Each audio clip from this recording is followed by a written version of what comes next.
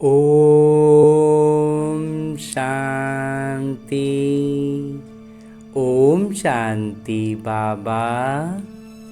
आज मैं आत्मा अपने परम पिता परमात्मा के चैतन्य उपस्थिति में इस अमूल्य अलौकिक मुरली का अध्ययन करने जा रहा हूँ, जिसके लिए लौकिक तौर पर दो बातों का ध्यान रखना है।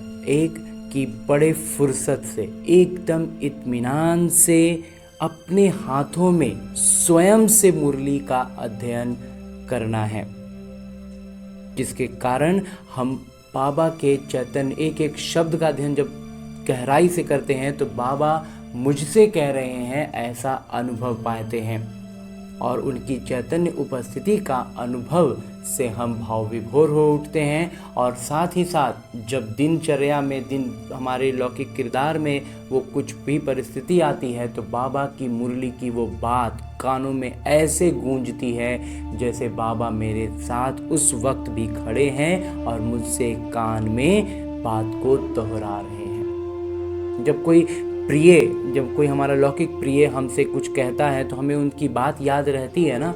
बिल्कुल ऐसे ही परमात्मा की बातें हमें हमारे किरदार निभाते समय, हमारे जब विकर्म सामने आते हैं एक परिस्थिति बनकर, उस समय हमें याद रह जाते हैं। तो बस इसी अवस्था, ये चीज़ हमें लगातार हमारी उन्नति करती है। इसके लिए हमें फुर्सत से अपने हाथों में मुरली को लेना है। और अलौकिक तौर पर करना क्या है कि अपने सूक्ष्म शरीर के साथ अपने उसी मन को जो यहाँ बहुत, जिसे हम कहते हैं कि भटकता है, वास्तव में वो छटपटा रहा है। बिल्कुल ऐसे जैसे मछली बिन पानी के छटपटाए, वैसे ही हम अपने वास्तविक परम पिता परमात्मा के सानिध्य से, उनकी उपस्थिति से जो दूर हो गए हैं, उसके कारण आज हमारा मन छटपटा रहा है, इसीलिए इधर उधर भटक रहा है कि वो अपने मूल स्थान तक पहुंच सके। तो बस उसे अभी फ़िलहाल सूक्ष्म शरीर को, अपने उसी मन को लेकर के पहुंच जाते हैं मधुबन की धरा पर, और उसमें भी खास तौर पर पांडव भवन के उन चार धामों में हम अपने दिल की बात कहने के लिए बाबा की कुटिया में जा सकते हैं।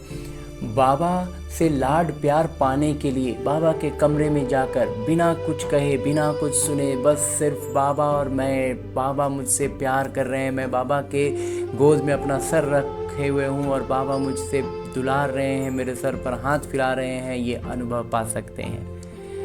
और जब खुशियों का समय कुछ अनुभव प्राप्त करें, कुछ अलौकिक सफलता प्राप्त करें, तो बाबा के संग झूले में बैठकर झूला झूल सकते हैं। और जब हम बिंदु रूप में स्थित होने की अभ्यास करनी हो तो पहुंच जाएं बाबा के उस शांति स्तंभ के पास, जहाँ बाबा अव्यक्त स्मृति के लिए उस स्तंभ है, वो स्थान है। तो वहाँ सूक्ष्म शरीर के साथ पहुँच जाना है।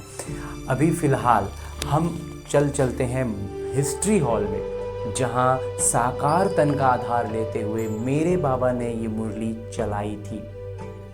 और लौकिक तौर पर तो बाबा ने ये मुरली पहले चलाई थी, लेकिन अलौकिक तौर पर आज मैं आत्मा जब अपने सूक्ष्म शरीर के साथ बाबा के चैतन्य उपस्थिति का अनुभव पाते हुए उसी हिस्ट्री हॉल में अपने सूक्ष्म शरीर के साथ उपस्थित होता हूँ, तो बाबा अपने दिल की बातें, जिसमें इस मुझ आत्मा के हित की, आने वाले समय की बातें भी होंगी, मेरे मन के सवालों के जवाब भी होंगे, उन सारी ही बातों को, बाबा के दिल की बातों को बाबा इसी मुरली में निहित करके मुझसे कहते हैं, मीठे बच्चे, तुम्हारी ये वंडरफुल यूनिवर्सिटी है, एकदम विशेष से विशेष विश्वविद्यालय है, जिसमें बिगड़ी को बनाने वाले भोलेनाथ पिता शिक्षक बनकर तुम्हें पढ़ाते हैं। हाँ जी, बाबा भोलेनाथ मेरे पिता हैं जो शिक्षक बनकर मुझे पढ़ा रहे हैं। ये बिगड़ी को बनाने वाले मेरे भोलेनाथ हैं। भक्ति में भोलेनाथ की बहुत पूजा करने का वो होता था, इच्छा श्रद्धा होती थी। वही भोलेनाथ पिता रूप में, शिक्षक रूप में इस ब्रह्मा कुमार को मिल गए हैं बाबा। बहुत धन्यवाद बाबा। आगे प्रश्न रूप में बाबा कहते हैं कि इस कयामत के समय में तुम बच्चे सभी को कौन सा लक्ष्य देते हो? उत्तर बतलाते मेरे बाबा, हे आत्माएं, अब पावन बनो। पावन बनने बगैर वापस जा नहीं सकते। वापस जाने के लिए तो पावन बनना ही होगा। बाबा का ज्ञान से, उनकी श्रीमत से पे चल के पावन हो गए तो बहुत अच्छा, नहीं हुए तो फिर सजाओं की श्रेणी में जाना होगा, सजाएं खाकर पवित्र पावन होंगे। तो बाबा कहते हैं आधा कल्प का जो रोग लगा हुआ है उससे मुक्त होने के लिए तुम सबको 7 रोज भट्टी में बिठाते हो। जो भी नई आत्माएं आती है उसको 7 रोज का कोर्स जो होता है, तो पहले तो वो भट्टी में होते थे, मतलब एकदम 7 दिन एकदम अलग एक्सपीरियंस के साथ वहीं पे रह करके कराते थे, तो उसका एक अलग ही अहमियत होती थी। पतितों के संग से दूर रहें, कोई भी याद ना आए, तब कुछ बुद्धि में ज्ञान की धारणा हो। तो 7 दिन भट्टी का मतलब क्या, एकदम अलग मधुबन में आ गए या फिर सेंटर पर भी अगर हैं तो वहीं पर रह जाएं। 7 दिन के लिए वहीं पर स्टे ले लिए, सब कुछ काम से, हर चीज़ से छुट्टी, जैसे बाहर घूमने जाते हैं उस तरह का छुट्टी ले करके 7 रोज़ सिर्फ ज्ञान की बातें, नई नई बातें बुद्धि में जाती हैं। तब बुद्धि में बाबा कहते हैं कोई याद ना आता है, कुछ नहीं होता है, तब जा कर के ज्ञान की धारणा शुरू होती है। हाँ जी बाबा, गीत है तूने रात गवाई, ओम शांति। ये बच्चों को किसने कहा? क्योंकि स्कूल में, विद्यालय में बैठे हुए तो जरूर शिक्षक ने कहा। जब स्कूल में, विद्यालय में बैठे हैं तो जाहिर सी बात है शिक्षक ही कहेंगे ना। प्रश्न उठता है कि ये शिक्षक ने कहा, पिता ने कहा, वो सदगुरु ने कहा, अब इन तीनों में से किसने कहा? ये वर्जन्स किसने कहे? बच्चों को बुद्धि में पहले पहले ये आना चाहिए कि हमारे बेहद के पिता हैं। सबसे पहले तो वो हमारे पिता हैं और बेहद के पिता हैं, विदाउट एनी लिमिटेशंस, कोई बंधन नहीं, कुछ नहीं, जिसको परम पिता परमात्मा कहा जाता है। वही पिता, वही बेहद के पिता जिनको हम भक्ति में परम पिता परमात्मा कहते थे, और वो सचमुच परम पिता परमात्मा हैं। तो बाबा ने भी कहा, शिक्षक ने भी कहा, तो साथ साथ सदगुरु ने भी कहा। तो इन तीनों का जो बाबा ने पूछा था इन तीनों में से कौन कहे, तो बाबा कहते हैं उन तीनों रूपों में बाबा ने ही कहा। ये तुम्हारी बुद्धि में है जो छात्र है। बाबा कहते हैं हम जो छात्र हैं उनकी बुद्धि में ये बात है ना। और ज्ञान व यूनिवर्सिटी में, और कोई भी कॉलेज या यूनिवर्सिटी होती है, विश्वविद्यालय होते हैं, महाविद्यालय होते हैं, उनमें ये जो शिक्षक पढ़ाते हैं उनको कोई फादर व गुरु नहीं कहेंगे। उन वहाँ के जो शिक्षक होते हैं ना, उनको शिक्षक ही कहते हैं। उनको न पिता मान सकते हैं और ना ही गुरु कहते हैं। ये है भी पाठशाला, फिर विश्वविद्यालय कहो व महाविद्यालय कहो, है तो पढ़ाई ना। बाबा कहते हैं है तो पढ़ाई। पहले पहले ये समझाना है कि पाठशाला में हमको कौन पढ़ाते हैं। बच्चे जानते हैं वो निराकार जो सभी आत्माओं के पिता हैं, सर्व के सद्गति दाता हैं, वो हमको पढ़ा रहे हैं। सबको ये बात समझानी है कि हमको पढ़ाने वाले हैं कौन। ये सारी रचना उस एक रचता की प्रॉपर्टी है। उनका जो कहते हैं ना मेरी जागीर है, वहीं ये जागीर पूरे उस रचयिता पिता की है ना। तो खुद ही बैठ रचना के आदि मध्य अंत का राज समझाते हैं, तो उन्हीं का है, तो वही ना सारा बात समझाएंगे। तुम बच्चों ने जन्म लिया है बाबा के पास। बाबा कहते हैं हम बच्चों ने कहाँ जन्म लिया? बाबा के पास। तुम बुद्धि से जानते हो हम सभी आत्माओं के वो पिता हैं जिनको ज्ञान का सागर, ज्ञानवान कहा जाता है। ज्ञान के सागर है, पतित पावन है। ज्ञान से ही सद्गति होती है। मनुष्य पतित से पावन बनते हैं। अब तुम बच्चे यहाँ बैठे हो और कोई विद्यालय में किसी को बुद्धि में नहीं रहता कि हमको ज्ञान के सागर निराकार पिता पढ़ा रहे हैं। निराकार पिता ज्ञान के सागर जो है वो हमको पढ़ा रहे हैं। ये और कहीं पर हम न सोच सकते हैं और ना ऐसा होता है। ये यहाँ ही तुम जानते हो, ये बात यहीं पर हमें भगवान बतलाते हैं ना, तुमको ही समझाया जाता है। खास तौर पर भारत और आम तौर पर सारी दुनिया में ऐसे कोई भी नहीं समझेंगे कि हमको निराकार परमात्मा पढ़ाते हैं। उनको पढ़ाने वाले हैं ही मनुष्य शिक्षक। तो और जो भी विश्वविद्यालय हो, महाविद्यालय हो, विद्यालय हो, सब जगह पर क्या है, मनुष्य ही शिक्षक के रूप में पढ़ाते हैं। और फिर ऐसा भी ज्ञान नहीं है जो समझें कि हम आत्मा है, और ना ही ज्ञान ऐसा होता है जिसमें समझ में आए कि हम आत्मा है। आत्मा ही पढ़ती हैं, आत्मा ही सब कुछ करती है। वास्तव में सब कुछ कर रही होती आत्मा है।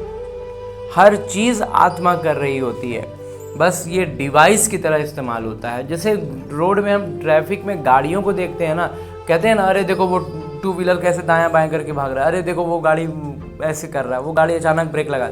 गाड़ी संबोधन तो हम गाड़ी को ही देते हैं, लेकिन एक्चुअली हम वहाँ जान रहे होते हैं कि गाड़ी के अंदर एक ड्राइवर है जो ऐसा कर रहा है। लेकिन इस मानव शरीर, मानव सृष्टि का जो हमारा समाज हम देख रहे होते हैं, इसमें हम भूल गए हैं कि अंदर एक ड्राइवर है, अंदर एक आत्मा है जो सब कुछ कर रही है।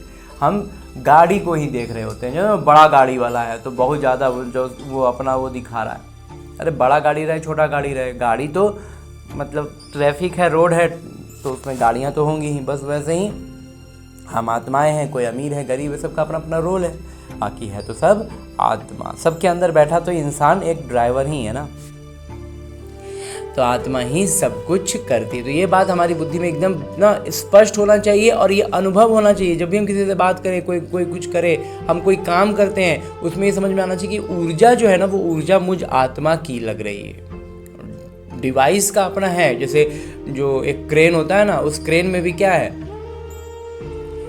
कोई भी वस्तु को उठाता है, भारी भारी चीज़ों को उठा लेता है और फिर उसको कहीं और रख देता है। तो सब करने के लिए तो ऑपरेट, मतलब मशीन की उतनी स्टैमिना है, ताकत है कि वो उतनी भारी चीज़ को उठा के कर रहा है, लेकिन उसको ऑपरेट तो वो एक इंसान ही बैठ के कर रहा होता है ना।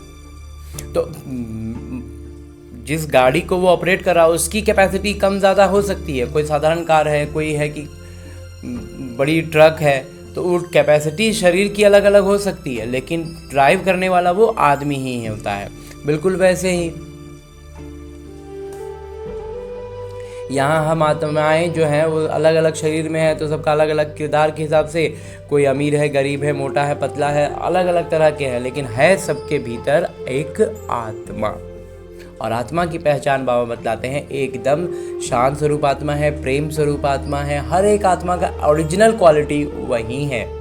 हमें सबको उसकी ओरिजिनल क्वालिटी से ही पहचानना चाहिए।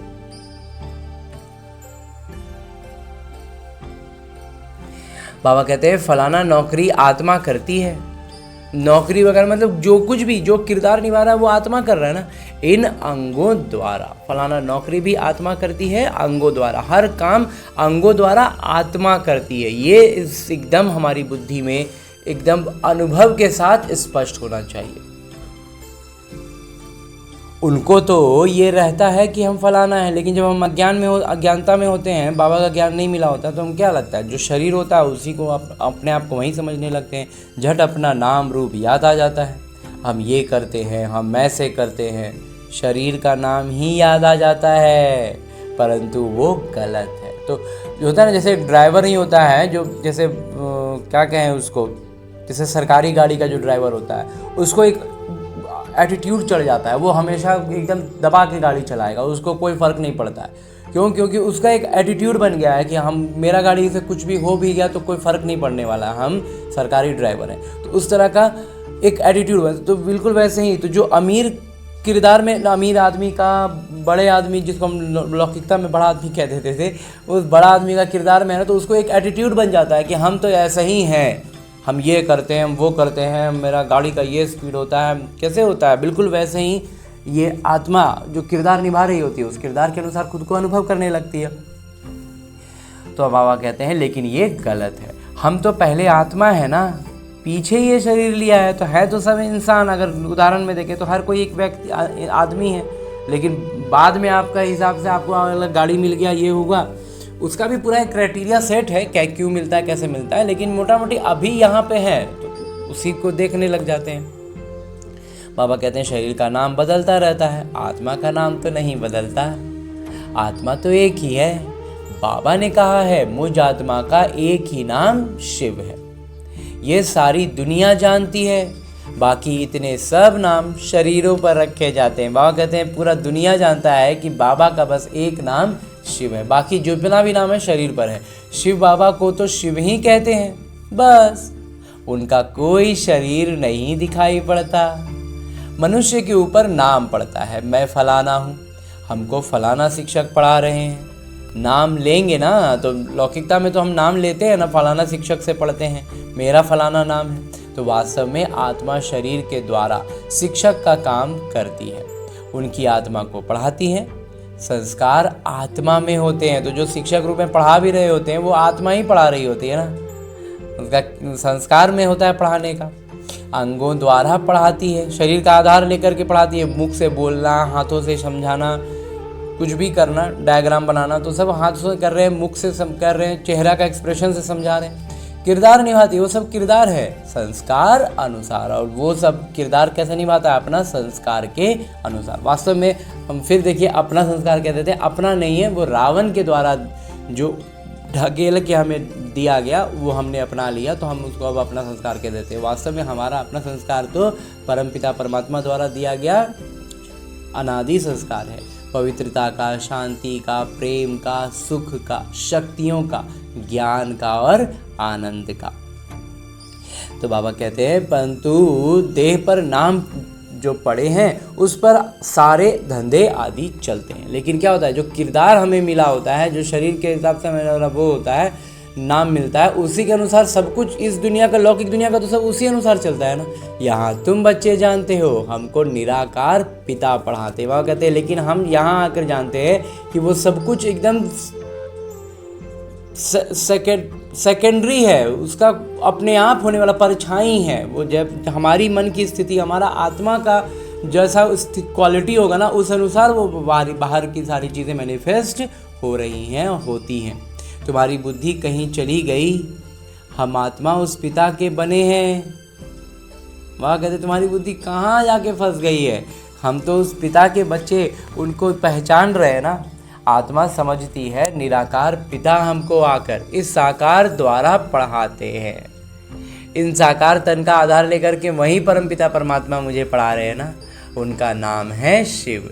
शिव जयंती भी मनाते हैं। शिव तो है बेहद के पिता, उनको ही परम पिता परमात्मा कहा जाता है। वो सभी आत्माओं के पिता हैं। अब उनकी जयंती कैसे मनाते हैं? आत्मा शरीर में प्रवेश करती है, वह गर्भ में आती है। वहाँ कहते हैं उनकी जयंती कैसे मनाते हैं। शिव जयंती मनाने की जो बात करते हैं तो कैसे मनाते हैं? वो आत्मा में, शरीर में प्रवेश करता है डायरेक्ट, या फिर गर्भ में आती है, ऊपर से आती है, ये किसी को मालूम नहीं पड़ता है।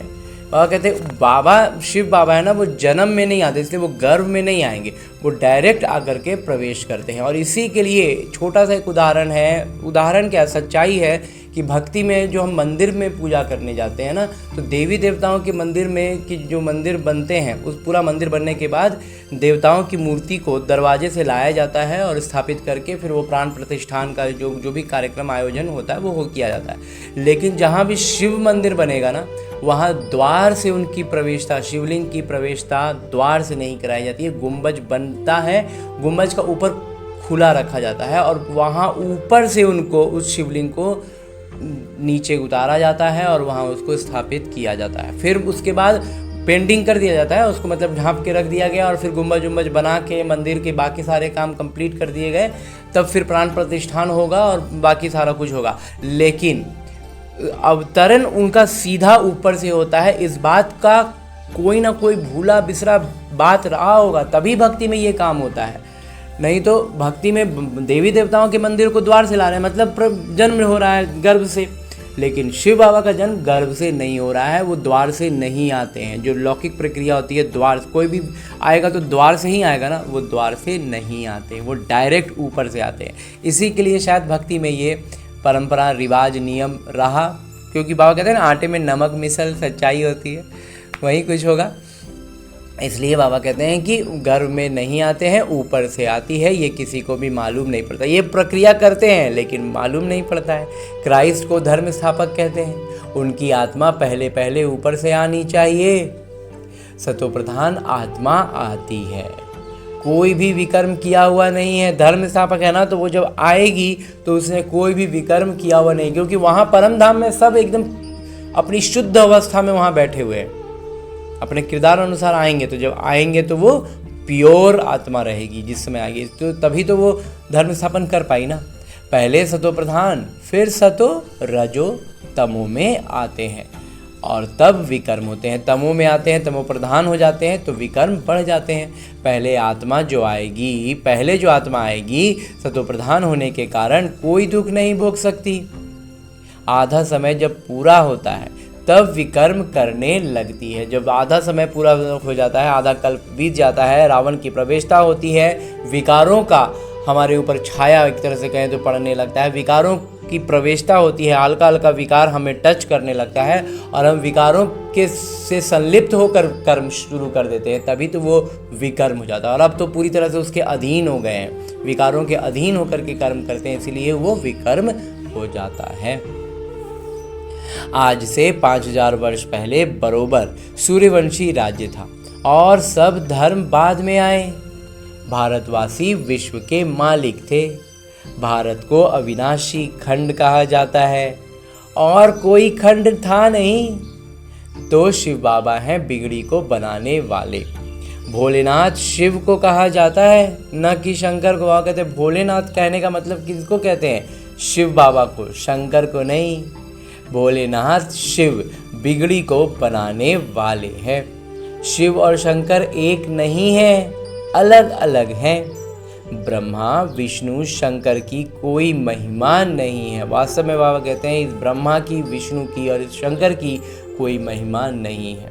महिमा सिर्फ एक शिव की है, उन्होंने ही इनकी रचना की है। तो वो रचयिता है और ये रचना है, तो इसलिए बाबा कहते हैं रचना की महिमा नहीं है, रचयिता की महिमा होती है ना।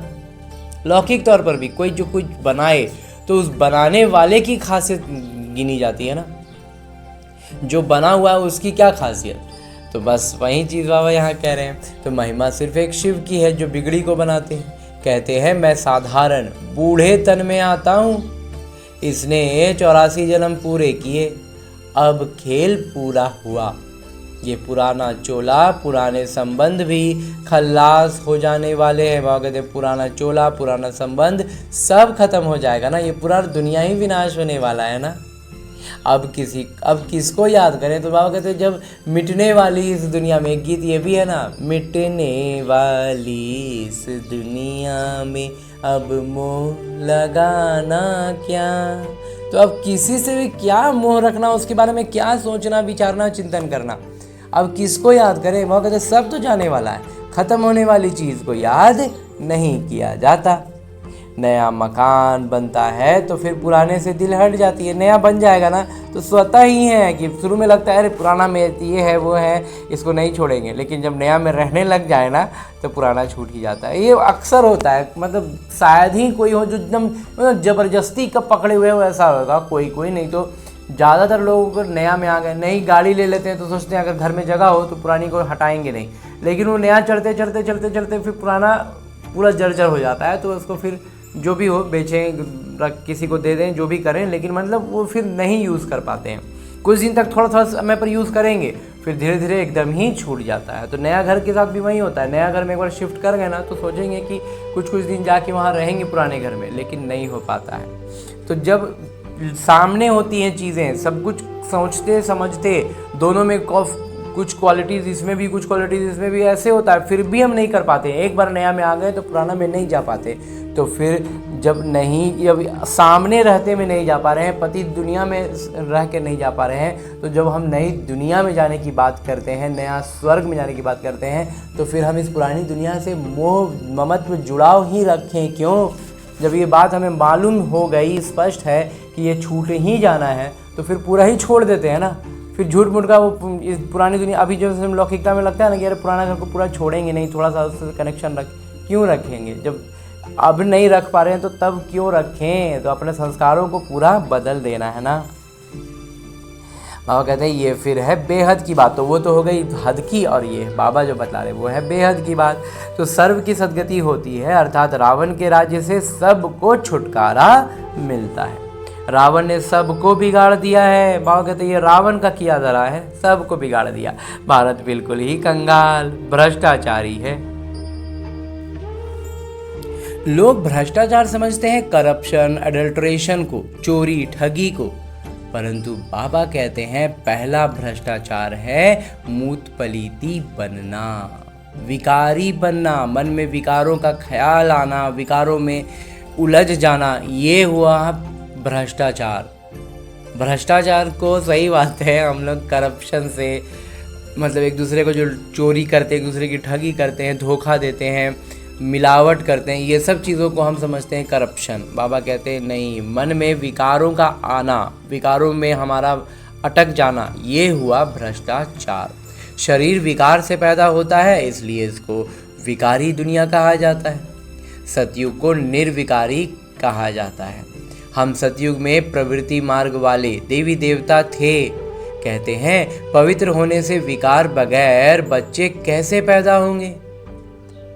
सबसे बड़ी चिंता यहाँ के लोगों को यही होती है। वो एक्चुअली चिंता नहीं होती है, तर्क होता है जो बुद्धि को उलझाने के लिए माया अपनी तरफ से छोड़ती है कि मतलब एक ऐसा बात पे अटका दो ना कि यहाँ से वो फिर आगे बढ़े ही ना। लेकिन वास्तव में ये हमारी विकारी स्थिति का परिचायक है, जो मन में ये बात हमारी अटकती है कि हम वहाँ सतयुग में बिना विकार के बच्चे कैसे पैदा होंगे। अरे यहाँ इस कलयुग दुनिया के लिए कलयुग है, और जब ज्ञान समझ के हम संगम युग पर आते हैं ना, तो यहाँ हमारे संकल्पों से सिद्धि होने लगती है। तो जब अभी हम छोटी छोटी ऐसे मतलब अनुभव पाने लगते हैं कि संकल्प सचमुच में सिद्ध होते हैं, तो फिर वहाँ जब बाबा खुद कह रहे हैं तो फिर ये कैसे नहीं होगा। इसलिए बाबा कह रहे थे कि सतयुग को निर्विकारी कहा जाता है। तो इसमें प्रवृत्ति मार्ग वाले देवी देवता थे। कहते हैं पवित्र होने के बगैर बच्चे कैसे पैदा होंगे? बोलो, हम अपनी राजधानी बाहुबल से नहीं, योग बल से स्थापन करते हैं। तो उसका सबसे बड़ा सबूत फिर दूसरा क्या हो जाएगा कि नई राजधानी कोई युद्ध करके हमने स्थापन नहीं कर रहे हैं। हम सतयुग की स्थापना कैसे कर रहे हैं? लड़के? बिल्कुल नहीं, एकदम अपने संकल्प शक्ति से कर रहे हैं ना। तो जब संकल्प शक्ति से हम कलयुग को सतयुग बना सकते हैं, तो फिर सतयुग में बच्चे जन्म नहीं दे सकते पवित्रता से, योग बल से? और तो क्या योग बल से बच्चे पैदा नहीं हो सकते? जब है ही निर्विकारी दुनिया, और तब तो पूरा दुनिया ही निर्विकारी हो जाएगा। पवित्र गृहस्थ आश्रम रहेगा। यथा राजा रानी संपूर्ण निर्विकारी तथा प्रजा। और कहते यथा राजा रानी तथा प्रजा, मतलब जैसा राजा रानी एकदम संपूर्ण निर्विकारी, तो प्रजा भी वैसे ही संपूर्ण निर्विकारी। यहाँ है संपूर्ण विकारी, यहाँ पूरी तरह से विकारों में तल्लीन है। सतयुग में विकार होते नहीं, उसको कहा जाता है ईश्वरीय राज्य। ईश्वर पिता की स्थापना किया हुआ है। अभी तो है रावण राज्य। शिव बाबा की पूजा होती है, जिसने स्वर्ग स्थापन किया। रावण जिसने नरक बनाया, उसको जलाते आते हैं। और कहते शिव बाबा की तो पूजा हम बहुत समय से जानते आए, स्वर्ग की स्थापना होती है। हालांकि भक्ति में ये स्वर्ग की स्थापना वाली बात नहीं जानते थे, लेकिन मतलब स्वर्ग होता है। बाकी रावण जिसने नरक बनाया है उसको तो जलाते हैं ना, हर साल जलाते हैं। द्वापर कब शुरू हुआ ये भी किसी को पता नहीं है। ये भी समझ की बात है। बाबा कहते हैं पता तो नहीं है, लेकिन पता चलने के लिए भी समझदारी चाहिए ना। ये है ही तमो प्रधान आसुरी दुनिया, वो है ईश्वरीय दुनिया। उसको स्वर्ग, दैवी पावन दुनिया कहा जाता है, ये है नर्क, पतित दुनिया। ये बातें भी समझेंगे वहीं जो रोज पढ़ेंगे। बाबा कहते हैं ये भी जो क्लैरिटी है ना, इतना स्पष्ट समझ में आना कि ये पतित दुनिया है, वो पावन दुनिया होगी, ये सब कुछ साधारण रीति की बातों है। पहले बेसिक, साधारण नहीं कहे, बेसिक बातें हैं। बाबा कहते हैं ये भी वहीं समझ पाएंगे जो रोज पढ़ेंगे। इसलिए इस ब्रह्मा कुमार को बहुत ज़्यादा ये अनुभव, और मतलब अनुभव ही कहें, मंथन भी रहा कि इस परम पिता परमात्मा की मुरली को स्वयं से अपने हाथों में मुरली लेकर जरूर से ज़रूर अध्ययन करना चाहिए, और तभी हम परमात्मा के मुरली की गहराइयों में उतरते हैं, उनकी चैतन्य उपस्थिति का अनुभव पाते हैं, और मुरली की बातें हमारे दिनचर्या में जो अभ्यास के लिए प्रश्न आते हैं उसमें हम उसको उस समय बाबा की उपस्थिति का दोबारा पुनः अनुभव करते हैं। उनकी बातें, मुरली की बातें हमारी कानों में गूंजती हैं। तो ये सारी परिवर्तन हम में जो आता है ये तभी होगा जब हम रोज़ खुद से मुरली का अध्ययन करेंगे। बहुत कहते हैं फलानी जगह स्कूल थोड़े ही है, बहुत को लगता है कि ये स्कूल ये कोई पढ़ाई वाला जगह थोड़ी है। अरे हेड ऑफिस तो है ना, तुम आकर निर्देश ले जाओ, बड़ी बात तो नहीं है। वह कहते तुम मुख्यालय में जाकर के देख लो, सृष्टि चक्र को सेकंड में समझाया जाता है। तो होता है ना, कई छोटे छोटे जो सेंटर्स होते हैं वहाँ पर अगर कोई बहुत ज़्यादा है ना, एक ऐसा मतलब बच्चा जो बाबा का पवित्रता में है लेकिन समझा नहीं पा रहा है, तो बाबा कहते हैं जो बड़ी जगह पर लेके जाओ, वहाँ पर उसको झट से समझा दिया जाएगा। सतयुग त्रेता पास्ट हो गया, फिर द्वापर कलयुग, ये भी पास्ट हुआ, अब ये भी कलयुग भी अब एकदम ख़त्म हुआ, अभी है संगम युग। नई दुनिया में जाने के लिए पढ़ना है, हर एक का हक है पढ़ना। बाबा हम नौकरी करते हैं, अच्छा एक हफ्ता ज्ञान लें फिर चले जाना। बाबा कहते हैं, कुछ बच्चे कहते हैं बाबा हम तो नौकरी करते हैं क्या करें, तो बाबा कहते हैं एक हफ्ता का छुट्टी लो, ज्ञान लो, 7 रोज़ का भट्टी में, फिर चले जाना, मुरली मिलती रहेगी, फिर जहाँ भी जाएंगे वहाँ मुरली मिलती रहेगी। और अभी की बात करें तो अब तो ऐसा है कि अब मतलब इंटरनेट पर उपलब्ध होने के कारण हर जगह हर किसी के पास है इंटरनेट, तो सबके पास है। तो पहले 7 रोज़ भट्टी में ज़रूर रहना है, लेकिन मुरली सुनने के पहले 7 रोज़ भट्टी में बाबा कहते हैं ज़रूर रहना है। भले 7 रोज़ आएंगे परंतु सबकी बुद्धि एक जैसी नहीं रहेगी। बाबा कहते हैं 7 रोज़ में भी जितने भी बच्चे आते हैं ना, सबका बुद्धि एक जैसा नहीं होता है। 7 रोज़ भट्टी मतलब कोई की भी याद ना आए, कोई से पत्र व्यवहार आदि भी ना हो।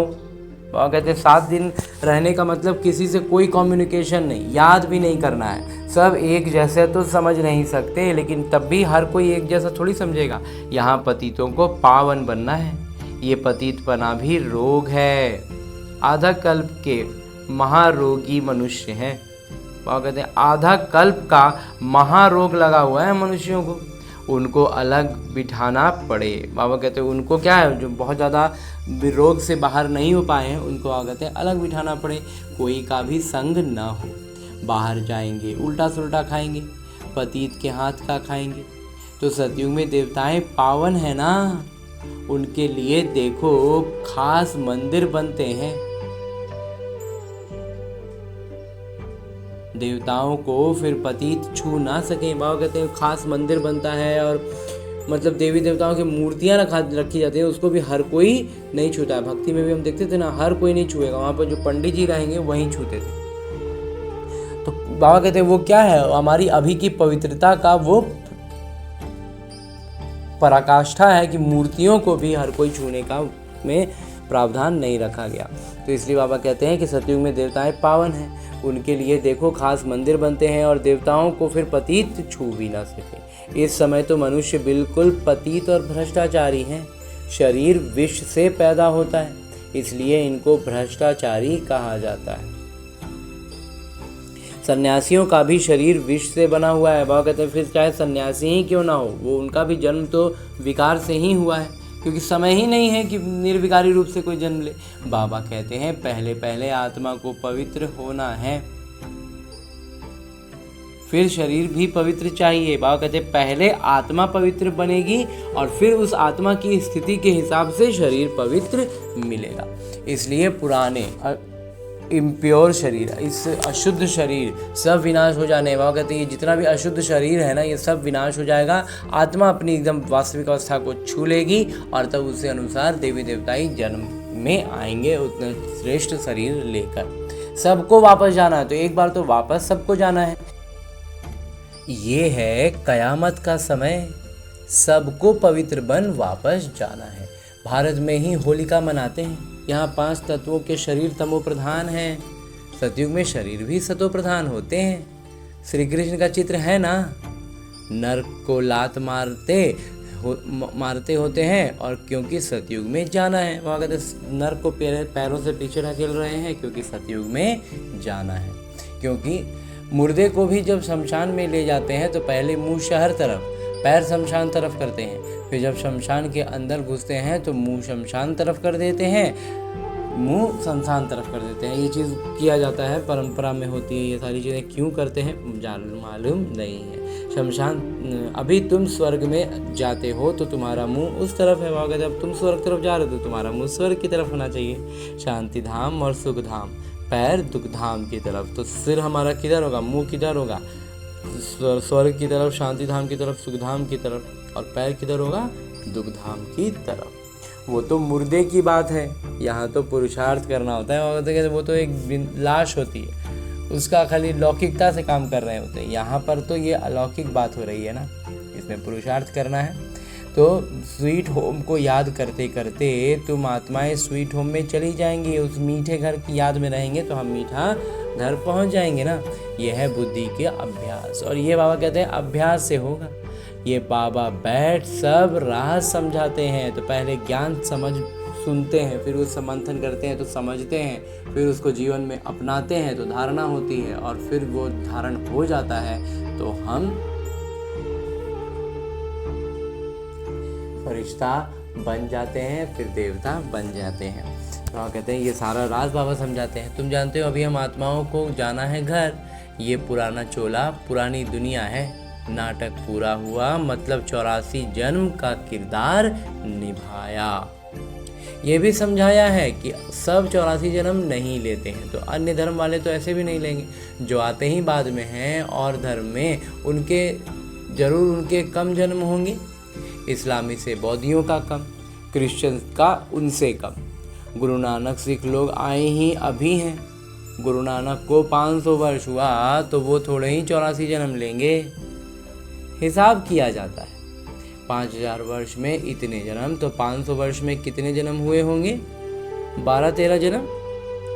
क्राइस्ट के 2000 वर्ष होंगे तो उनके कितने जन्म होंगे, आधा से भी कम हो जाएंगे। हिसाब है ना। इसमें कोई कितने एक्यूरेट नहीं कह सकते। वहाँ कहते हैं अब इसमें क्या ये हिसाब है, लेकिन इस हिसाब में कौन कितना सटीक है, कौन कितना एक्यूरेट है, सही है, ये नहीं कह सकते। इन बातों में डिबेट करने में ज़्यादा समय वेस्ट नहीं करना है। वो कहते हैं इन सब बातों में ये सही है कि वो सही है, ये अच्छा है कि वो अच्छा है, इन सब बातों में बाबा कहते हैं उलझना ही नहीं है हमें। ये पूरा एक चक्र है जिसमें नदी का जो उदाहरण इस ब्रह्मा कुमार को याद आता है, उस नदी के उदाहरण में वो आगे बढ़ रहा है। तो कौन नदी का यहाँ पे अच्छा है, यहाँ पे बुरा है, ऐसा थोड़ी है। सफ़र है, उस सफ़र में वो लगातार पतित होना ही है, और वो हो रहा है। तो बस अब उसे अभी समय है वाष्पित होकर के इस ज्ञान सूर्य से ऊपर उठना, जिसमें शुरुआत में सूक्ष्म विकार आ जाते हैं जिसके कारण बदबू आती है, और फिर उससे ऊपर उठते हैं तो वो सूक्ष्म विकार भी, सूक्ष्म खराबियाँ भी खत्म हो छूट जाती है, और एकदम शुद्ध पवित्र अवस्था में हम बादलों में पहुंच जाते हैं, परम धाम पहुंच सकते हैं। तो बाबा कहते हैं इसलिए कि इन बातों में हमें वेस्ट नहीं, हमें अपने आप को ऊपर उठाने पर पूरा दिमाग लगाना है। ज्ञान सूर्य बाबा हमारे सम्मुख हैं, हमें इन विकारों को छोड़ वाष्पित होकर के ऊपर उठ जाना है। इसमें ज़्यादा समय वेस्ट नहीं करना है। तुम्हारा काम है पिता को याद करना, फालतू बातों में बुद्धि नहीं जानी चाहिए। बाबा कहते हैं इन सब बेकार की बातों में ना अपना बुद्धि उलझाओ ही मत। बाबा से योग लगाना, चक्र को जानना है। बाबा पाप नष्ट होंगे याद से, बाकी पाप नष्ट होंगे। बाबा कहते हैं चक्र लगाना है, बाबा की याद में रहना है। बाकी जो पाप है ना वो नष्ट तो होंगे बाबा की याद से ही। बाबा की गुणवत्ताएं और शक्तियों की जागृति होगी, विकर्मों पर हमारी प्रतिक्रिया वैसे ही आएगी। तो विकर्म वहीं भस्म हो जाएगा। परिस्थितियाँ, व्यक्ति, हर कुछ बदल जाता है। या तो वो व्यक्ति का व्यवहार बदल जाएगा या तो वो व्यक्ति ही वहाँ से अलग हो जाएगा, हट जाएगा। तो इसमें ही मेहनत है। इसलिए भारत का प्राचीन योग कहते हैं, वह कहते हैं ये अब इतनी अवस्था को बनाना कि ऐसा प्रैक्टिकल में सामने हमें दिखाई दे बदलता हुआ, ये इसमें तो मेहनत लगेगा ना, अभ्यास लगता है, मेहनत लगती है। इसलिए बाबा कहते हैं ये भारत का प्राचीन योग इसको ही कहते हैं जो बाबा सिखलाते हैं। इस वास्तविक योग को ना बाबा सिखलाते हैं और कोई ये सिखला ही नहीं सकता। इसका नाम चलते रहता है लेकिन वास्तव में सिखलाते जब अभी बाबा आते हैं तभी। सतयुग त्रेता में तो योग की बात ही नहीं है, उसमें कोई योग की बात नहीं होगी। फिर भक्ति मार्ग में हठ योग शुरू होता है, वो है सहज राजयोग। और कहते हैं भक्ति मार्ग में फिर हठ योग होता है और ये क्या है, ये है सहज राजयोग। भक्ति का जो हठ योग है वो बहुत कष्टकारी होता है, बहुत कठिन तपस्या होती है। और यहाँ बाबा तो एकदम सहज राजयोग सिखलाते हैं ना। बाबा कहते हैं मुझे याद करने से पावन बनेंगे। मूल बात याद की है, कोई भी पाप नहीं करना है। देवी देवताओं के मंदिर हैं क्योंकि पावन है। पुजारी लोग तो पतित हैं, पावन देवताओं को स्नान आदि कराते हैं। वह कहते हैं पुजारी लोग तो पतित हैं और वो क्या करते हैं, पावन देवी देवताओं को स्नान आदि कराते हैं। वास्तव में पतित का हाथ भी नहीं लगना चाहिए। वह कहते हैं वास्तव में जो देवी देवता होते हैं, जो हम अभी चैतन्य स्थिति में हैं, बन रहे हैं और बन जाएंगे, तो वह कहते हैं फिर यहाँ का हाथ भी कोई नहीं लगाए। ये सब है भक्ति मार्ग का रस्म रिवाज। वह कहते हैं ये भक्ति में ये रस्म रिवाज आखिर बस कैसे बना, हमारी अवस्था से बनाना। हमारी अवस्था इतनी श्रेष्ठ होती है कि कोई पतित, बाबा कहते हैं ना, देवी देवता इस पतित दुनिया में पाँव नहीं रख सकते। तो मतलब हम अगर बनना है तो हमें इतनी ऊंची अवस्था बनानी है कि हमें कोई यहाँ छुए भी नहीं। तो अभी तो हम पावन बन रहे हैं, अभी तो हम बन रहे हैं, लेकिन अवस्था वैसी बनेगी तभी यहाँ से जाएंगे ना। और तब पावन शरीर के साथ जब आएंगे तो पवित्र दुनिया में पाँव रखेंगे, पवित्र बन जाएंगे तो फिर देवता बन जाएंगे। वहाँ तो पूजा आदि की दरकार नहीं रहती।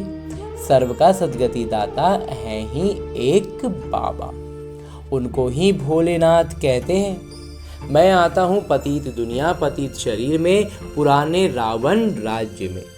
हाँ, कोई के भी तन में प्रवेश कर मुरली चला सकते हैं, इसका मतलब ये नहीं कि सर्वव्यापी हैं। आज बाबा ने एक बार पहले कहे थे कि कभी भी कोई किसी को समझाना होता है ना, तो जब बाबा को किसी को समझाना है, उसको अपना बच्चा बनाना है, मतलब उसको पहचान देनी है, तो समझाने वाला जो भी निमित्त होता है ना, उसमें प्रवेश कर बाबा उसके मुख से बोल देते हैं, समझा देते हैं और वो आत्मा में बात पहुंच जाती है, समझ जाता है। वैसे ही आज बाबा कहते हैं आप कि कोई के भी तन में जिसका बाबा जिस आत्मा को वो सुना रहा है ना, अगर उस आत्मा तक अपनी बाबा को बात पहुंचानी है ना, तो निमित्त बन के जो आत्मा मुरली चला रहा है उसके तन में बाबा प्रवेश कर मुरली चला सकते हैं। ये बाबा कहते हैं कि मैं कर सकता हूँ, करता हूँ, लेकिन इसका मतलब ये नहीं कि सर्वव्यापी है। तो ये बात तो हमें पूरा स्पष्ट है ना कि सर्वव्यापी का मतलब कुछ और है और बाबा को जहाँ बुलाओ, जब बुलाओ, उनका हाजिर हो जाना अलग है। बिल्कुल वैसे ही जैसे अभी हम वीडियो कॉल में बात करते हैं तो क्या होता है, जहाँ पर भी हो हम वहीं पर वीडियो कॉल करते हैं तो वो व्यक्ति हमें सामने दिखाई देने लगता है ना, जिससे हम बात कर रहे हैं। तो उसके लिए क्या चाहिए, एक डिवाइस चाहिए, एक नेटवर्क चाहिए, तब वो काम हो पाता है। बिल्कुल ऐसे ही हमारी अवस्था श्रेष्ठ चाहिए और परमात्मा से हमारा कनेक्शन चाहिए और बस बाबा को हम जब बुलाएं, जहाँ बुलाएं, बाबा हाजिर हो जाते हैं। लेकिन इसका मतलब ये नहीं कि वो सर्वव्यापी है। हर एक में तो अपनी अपनी आत्मा है। बाबा कहते हैं हर आत्मा में, हर शरीर में तो अपना एक आत्मा है। फॉर्म में भी लिखवाया जाता है तुम्हारी आत्मा के पिता कौन है, परंतु समझते नहीं है। आत्माओं के पिता तो एक ही होंगे और हम सब भाई हैं। पिता एक है, उनसे वर्षा मिलता है जीवन मुक्ति का। वही मुक्तिदाता पथ प्रदर्शक हैं, सभी आत्माओं को ले जाएंगे स्वीट होम। इसलिए पुरानी दुनिया का विनाश होता है। हमें मीठे घर, नए घर लेकर जाएंगे, इसीलिए बाबा कहते हैं पुराना वाला को रेनोवेट करना होता है। इसलिए इसको एक बार पूरा विनाश कर देते हैं, साफ कर देते हैं। होलिका होती है ना, शरीर सब खत्म हो जाएंगे। तो आखिर होलिका दहन का मतलब क्या? पुराना सब चीज जल के खत्म, नया दुनिया नया से स्टार्ट होगा। बाकी आत्माएं सब वापस चली जाएंगी। सतयुग में तो फिर बहुत थोड़े होंगे। समझना चाहिए कि स्वर्ग की स्थापना कौन कराते हैं, कलयुग का विनाश कौन कराता है। सो तो स्पष्ट लिखा हुआ है, कहते हैं मिठरा घुर तक घुराए, मतलब प्यार करो तो प्यार मिलेगा। बाबा कहते हैं इतना जबरदस्त हिंदी में होगा मुहावरा कि मिठरा घुर तक घुराए, मतलब प्यार करो तो प्यार मिलेगा। बाबा से हमारा प्यार उमड़ेगा, हमारे दिल में बाबा के लिए प्यार उमड़ेगा, तो बाबा भी हमारे उस प्यार से आकर्षित होके आ जाएंगे ना। बाबा कहते हैं जो मेरे अर्थ बहुत सेवा करते हैं मनुष्य को देवता बनाने की, वो ज़्यादा प्यारे लगते हैं। बाबा कहते हैं हमको वही बच्चा ज़्यादा प्यारा लगता है जो अन्य आत्माओं की सेवा करते हैं, उनको देवता बनाने की सबसे ज़्यादा सेवा में लगे रहते हैं, मनुष्य को देवता बनाने की सेवा में लगे रहते हैं, वही बच्चे बाबा को प्यारे लगते हैं। और इसके लिए हम चाहे जो विधि अपनाएं, चाहे हम लौकिक तौर पर बहुत सेवा करें या फिर अपनी स्थिति द्वारा, अचल अडोल अवस्था द्वारा, अपने चाल चलन चेहरे द्वारा हम सेवा करके ये काम करें, जैसे भी करें, लेकिन ये अगर हम सेवा में लगे हुए हैं तो हम बाबा के दिल तख्त पर चढ़े हुए हैं। हाँ जी बाबा। जो पुरुषार्थ करेंगे वही उच्च वर्षा पाएंगे। वर्षा आत्माओं को पाना है परमात्मा पिता से, आत्माभिमानी बनना पड़े। कई बहुत भूलें भी करते हैं, पुरानी आदतें पक्की हो गई हैं, तो कितना भी समझाओ वो छूटती नहीं, उससे अपना ही पद कम कर देते हैं। और अगर रावण की आसुरी विकारी आदतों में ऐसा उलझे हुए हैं ना कि उस पर मेहनत नहीं कर पा रहे हैं, उसको सजगता नहीं लाते हैं, उसमें परिवर्तन नहीं करते हैं, उसी में उलझे रहते हैं, तो बाबा कहते हैं कितना भी समझाओ वहीं भूल करते रहते हैं, तो क्या होगा? अपना ही पद कम कर लेंगे ना। क्योंकि पुरुषार्थ का मतलब क्या हुआ? वैसी आदतों से तो हर आत्मा घिरी हुई है ना, विकारों के संस्कारों से तो हर कोई उलझ गया है, तो उसी को सुधारने के लिए बाबा आए हैं ना। और कहते हैं वर्षा आत्माओं को पाना है परमपिता परमात्मा से, इसके लिए आत्माभिमानी बनना पड़े, अपनी नज़रिया को बदल देना है, देखने का हर चीज़ को नज़रिया बदल देंगे ना तो बहुत कुछ परिवर्तन हो जाएगा। अच्छा, मीठे मीठे सिकिलते बच्चों प्रति माता पिता बाबा का याद प्यार और आशीर्वाद। रूहानी बाबा की रूहानी बच्चों को नमस्ते। हम रूहानी बच्चों की ओर से रूहानी माता पिता को याद प्यार और प्रणाम। धन्यवाद बाबा, धन्यवाद। मुरली के लिए भी धन्यवाद, और इस अनूठे अलौकिक ब्राह्मण जीवन के लिए भी बहुत बहुत बहुत धन्यवाद बाबा, बहुत धन्यवाद। आगे आज की मुरली से लिए गए वो प्रमुख बिंदु हैं जिन्हें हमें अपने ब्राह्मण जीवन में धारण करने हैं। और ब्राह्मण सो फरिश्ता, फरिश्ता सो देवता बनना है। उसके लिए जो सबसे पहली बिंदु है वो है किसी भी बात की डिबेट में अपना समय वेस्ट नहीं करना है। किसी भी तरह का कोई भी बात में बहस होने लग जाए ना तो आप कहते हैं उसमें अपना समय बर्बाद मत करो। व्यर्थ की बातों में बुद्धि ज़्यादा न जाए। जितना हो सके याद की यात्रा से विकर्म विनाश करने हैं। आत्म अभिमानी रहने की आदत डालनी है। हाँ जी बाबा। बाबा कहते हैं व्यर्थ की बातों में ज़्यादा बुद्धि को उलझाना नहीं है, ज़्यादा दूर तक लेकर नहीं जाना है। हल्का फुल्का कोई बात हुआ, कुछ स्पष्ट होने के लिए, उदाहरण के लिए हम थोड़ा बहुत मतलब होता है ना, हल्का फुल्का देखे, अच्छा ठीक है, अब उधर बढ़ना नहीं है। डिबेट बहस नहीं करनी है। अभ्यास करना है आत्माभिमानी स्थिति में, हर परिस्थिति को आत्मिक रूप में पार करने का अभ्यास करना है। बाबा की याद में रह करके सारी गुणवत्ताएं शक्तियों की जागृति रखनी है, ताकि हर परिस्थिति में हम उसी के अनुसार प्रतिक्रिया दें और वो विकर्म वहीं विनाश हो जाए। दूसरा है इस पुरानी दुनिया से अपना मुंह फेर लेना है। शांति धाम और सुख धाम को याद करना है। नया मकान बन रहा है तो पुराने से दिल हटा लेनी है। नया मकान जब बनने लगा ना तो लौकिक में जब हम पुराना मकान से एक बार चले गए तो नया मकान में रहने के बाद पुराना में नहीं आ पाते हैं, तो जब सोचते हैं कि आएंगे रहेंगे तब नहीं कर पाते हैं। तो जब बाबा कह रहे हैं कि दुनिया विनाश होनी है, नया घर में चलना है, तो फिर इसमें ये अटैचमेंट क्यों रखना कि अरे इसका भी थोड़ा सा, इसका ये भी कर लेते हैं, वो भी कर लेते हैं, इतना तो होना ही चाहिए। ये सब में उलझना नहीं है, एकदम पूरा ममत्व हटा देना है। बस अभ्यास के लिए इस किरदार में है, इस शरीर में है, अभ्यास करते जाना है, आत्माभिमानी स्थिति में रहने का, कर्मातीत अवस्था को पाने का उद्देश्य रखना है लौकिक जीवन का, और दूसरा तीसरा कोई अर्थ नहीं है। हाँ जी बाबा। और आगे मेरे बाबा वरदान दे रहे हैं। वरदान देते हुए मेरे बाबा कहते हैं, ईश्वरीय कुल की स्मृति द्वारा माया का सामना करने वाले सदा समर्थ स्वरूप भव। और कहते हैं ईश्वरीय कुल का स्मृति रहे कि हम ईश्वरीय कुल के हैं, तो हम माया का सामना आसानी से कर पाएंगे और हम समर्थ स्वरूप में रहेंगे ना। बाबा के ईश्वरीय सानिध्य में हम हैं, इस भान में रहेंगे, उस समर्थ स्वरूप हमारा होगा, तो हम माया का सामना आसानी से कर पाएंगे ना। बाकी विस्तार से बाबा कहते हैं कि किसी भी कार्य में सफलता प्राप्त करनी है तो पहले स्मृति द्वारा समर्थी स्वरूप बनो। और कहते हैं कोई भी कार्य में सफलता पाने का सबसे बेसिक फॉर्मूला क्या है कि पहले अपना स्मृति रखो कि मैं कौन हूँ, मैं आत्मा हूँ जो इस किरदार में हूँ। और आत्मा भी कौन, सी आत्मा परमपिता परमात्मा, सारी गुणवत्ताएं, सारी शक्तियों की जागृति आ जाए, उस समर्थी स्वरूप। तो वो जो स्वरूप हमारा निखर के आएगा ना, वो होगा समर्थ स्वरूप। और कहते हैं सबसे पहले तो वो समर्थ स्वरूप बनो। समर्थी आने से माया का सामना करना सहज हो जाएगा, और फिर जैसे ही हम अपनी उस वास्तविक अवस्था में आ जाएंगे ना, परमात्मा शक्तियों की जागृति हो जाएगी, तो फिर माया आगे सामने में टिकेगी ही नहीं। जैसे स्मृति होती है वैसा स्वरूप बन जाता है।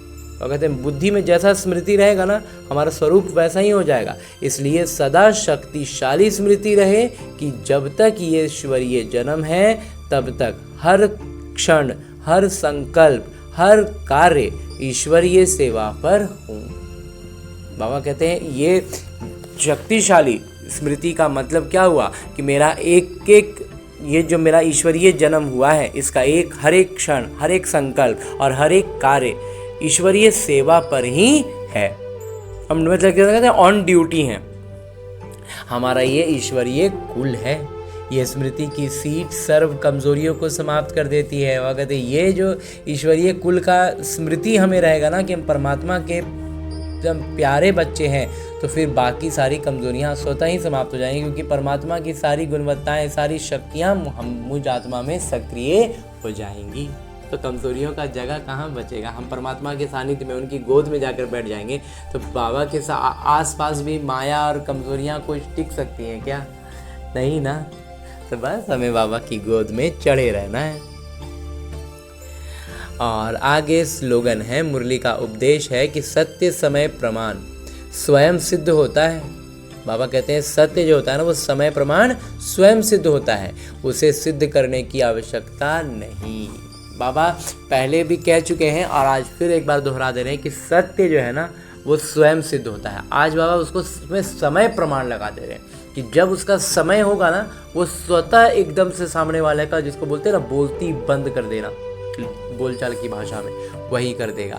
तो सत्य को सिद्ध करने में अपना ऊर्जा, बहस जो बाबा आज कह रहे थे ना डिबेट करने की बात, तो डिबेट नहीं करना है। क्यों नहीं करना है? क्योंकि जब समय आएगा ना तो वो सत्य सिद्ध हो जाएगा और उसका मुंह बंद हो जाएगा। इसलिए बाबा कह रहे हैं कि सत्य जो है ना वो समय प्रमाण स्वयं सिद्ध हो जाता है, होता है, उसे सिद्ध करने की आवश्यकता नहीं है। हमें उसके पीछे अपना ऊर्जा लगाने की, क्योंकि ऊर्जा लगाने का मतलब क्या हो रहा है, हम उसके पीछे हम भी विकारी स्थिति में आ रहे हैं, हम भी आवेश में आ रहे हैं, हम भी क्रोध में आ रहे हैं, तो हम अपना स्थिति नीचे कर दे रहे हैं। नहीं, अपनी स्थिति बनाए रखनी है। बाकी सत्य जो है वो समय प्रमाण स्वतः सिद्ध होता है। हाँ जी बाबा। और अभी तक हमने परमपिता परमात्मा से इतना श्रेष्ठ, अमूल्य, अलौकिक साकार मुरली को परमपिता परमात्मा के चैतन्य उपस्थिति में अध्ययन करने का प्रयास किया और अनुभव भी किया ना। अब मेरे बाबा इसी अव्यक्त स्वरूप में स्थित रहकर एक इशारा भी देते हैं कि महान बनने के लिए मधुरता और नम्रता का गुण धारण करो। और लौकिक तौर पर ये आज महीने का आखिरी दिन है, तो ये ये इशारा आज के लिए अंतिम होगा। कल से नया महीना शुरू होगा, बाबा एक नया इशारा देंगे, फिर उसका स्पष्ट करेंगे। तो आज इस धारणा पर स्पष्टीकरण देते हुए अधिक से अधिक हम इसको धारण कर सकें, आज के लिए जो बाबा ने इस पर इशारा दिया है, अलग आयाम से इशारा दिया है, वो है कि मेजॉरिटी के सामने सेवा में बाधा डालने वाला मुख्य विघ्न आता है मैंने ये किया, मैं ही ये कर सकता हूँ। बाबा कहते हैं ज़्यादातर बच्चों में के सामने जो सेवा में सबसे मुख्य विघ्न आता है ना, वो यही होता है कि मन में जब ये विचार आते हैं कि मैंने ये किया है, मैं ही ये कर सकता हूँ, ये मैंपन आना, इसको ही कहा जाता है ज्ञान का अभिमान, बुद्धि का अभिमान, सेवा का अभिमान। इन रूपों में ही विघ्न आते हैं, इन रूपों में जहाँ फंसे ना, बाबा कहते वहीं तो हुआ ना विघ्न। तो इस प्रकार के विघ्नों को समाप्त करने के लिए सदा एक शब्द याद रखना कि मैं निमित्त हूँ, करवा मैं नहीं कर रहा हूँ, मैंने नहीं किया है, मैं नहीं कर सकता हूँ, बाबा हैं जो करवा देते हैं, मैं तो निमित्त हूँ। ये बात ध्यान रखो। निमित्त बनने से ही निराकारी, निरहंकारी और नम्रचित निरसंकल्प अवस्था में रह सकते हैं। बाबा कहते हैं जब निमित्त बन जाएंगे ना, मतलब सामने वाला हमसे करवा रहा है, भगवान हमसे करवा रहा है, हमको क्या करना, हमको माथा ही नहीं लगाना है ना, तो ऑटोमेटिक क्या हो जाएगा, निमित्त बनने से निराकारी हो जाएंगे।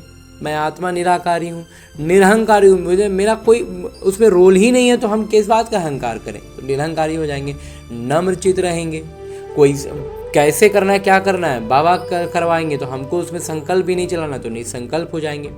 अवस्था में तो ये सारी क्या हो जा रही है, हमारी अवस्था हो जा रही है ना, निराकारी, निरहंकारी, नम्रचित, निरसंकल्प, ये अवस्था में रह सकते हैं। और यही धारणाएं वायुमंडल को निर्विघ्न बना देती हैं। और इस तरह की धारणाएं जो है ना, यही बाबा कहते हैं पूरे वायुमंडल को एकदम से निर्विघ्न बना देती है। हमें तो निर्विघ्न बनाती हैं, वायुमंडल भी पूरा निर्विघ्न बन जाता है। हाँ जी बाबा।